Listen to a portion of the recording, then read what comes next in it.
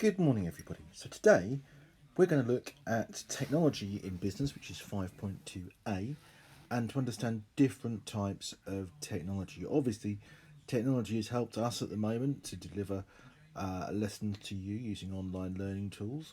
Amazon have changed the way they work, and you've got things happening like the Amazon parcels being delivered by drones, and more people using iPads, and more mobile learning. So, and more mobile delivery of activities. So let's start to have a think about the different technologies used in business.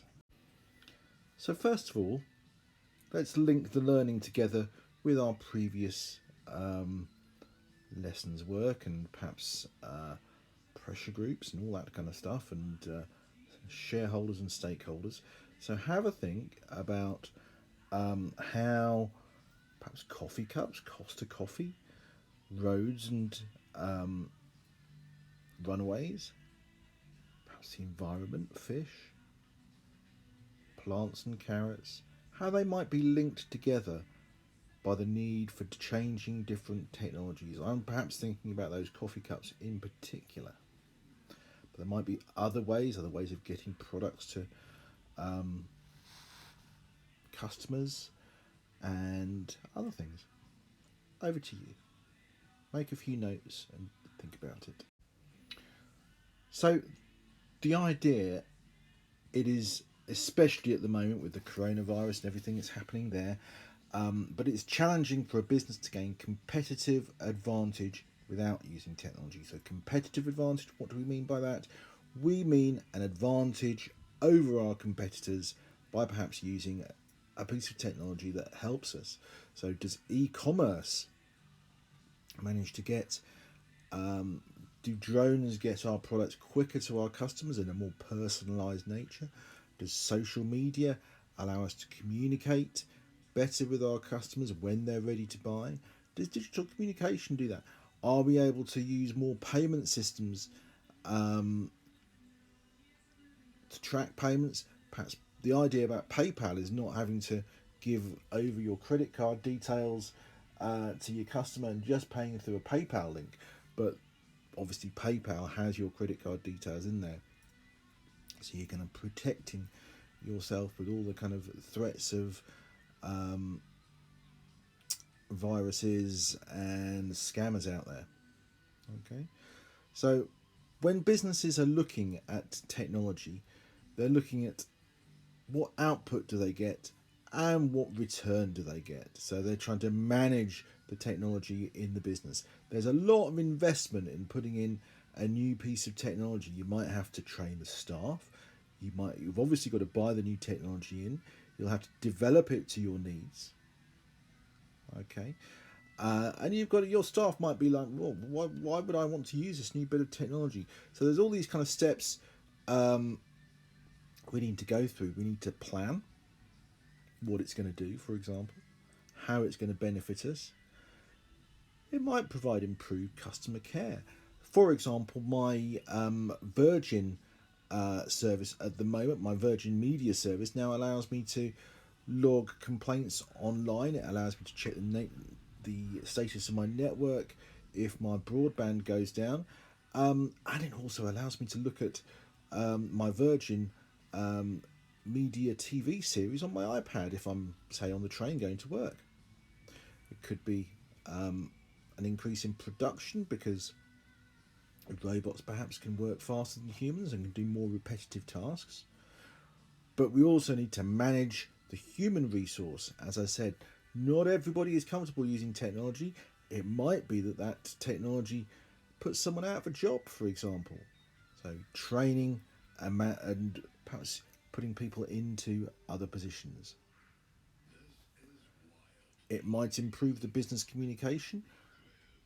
It's always been said that the internet, you have a website and someone goes on it because they're interested in your company and they're having a one-to-one.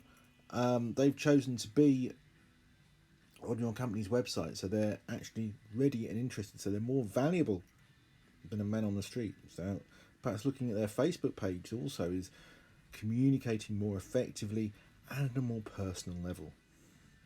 Okay, it can also be used as a catalyst. I'm sure you've come across that word in chemistry or science for innovation. Speeds up innovation. We can use emerging technologies to change the nature of the way we do business.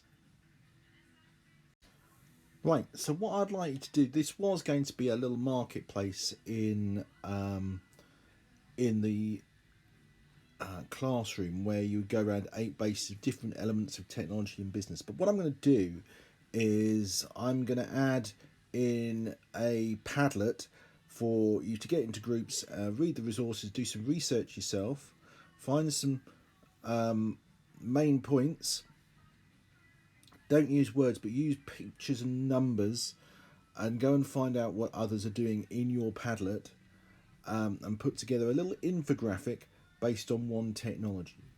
Okay, you can do this in 3 or 4s. Okay, I will put the Padlet together for you to send out with the lesson, and you'll find that link in the lesson notes on class charts. I'll also put the link in the email I send out, and then see how many technologies and notes you can put together. Then you can do the quiz on the next section of the page.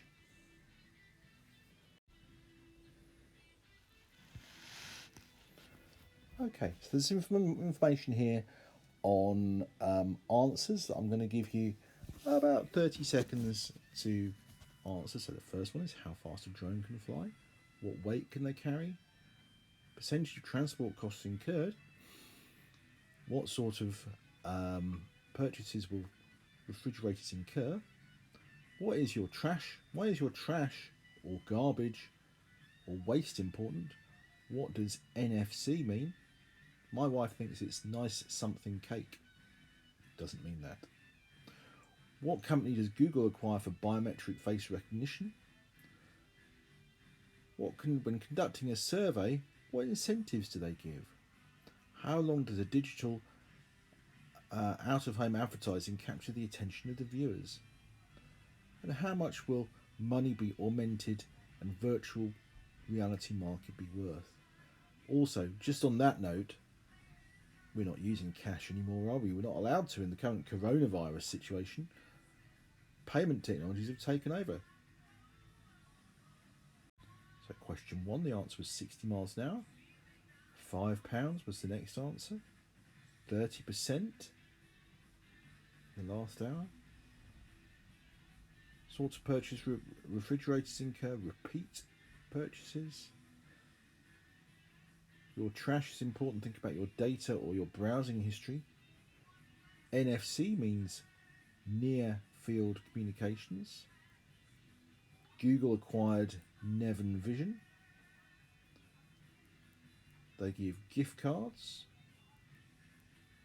Home advertising capture the attention of viewers for 3 to 5 seconds. And the augmented and virtual reality market will be worth 4 billion.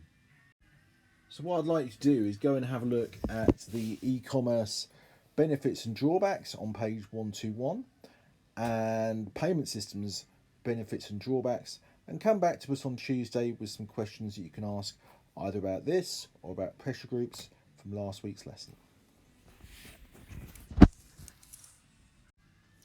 As usual, I want your work on OneNote, please.